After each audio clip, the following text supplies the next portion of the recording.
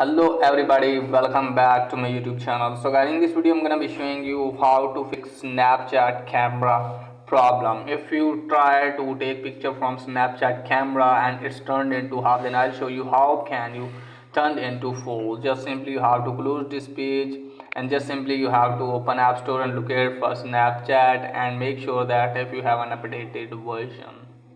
So after that guys, just simply you have to go back from here.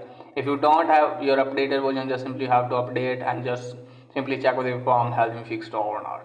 And once I guess there guys, and what you need to do is just simply you have to open any browser in your phone and just simply search for Snapchat old version. So before this you have to delete your Snapchat app.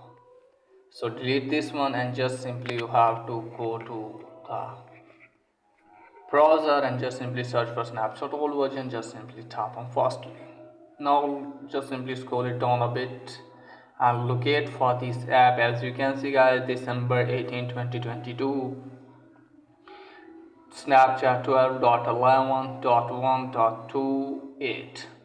just simply tap on this. Now from here just simply have to download this app, and after that your problem will be fixed. So that's it guys for today's video. If the video is helpful, please like the video and subscribe my channel. Thanks for watching.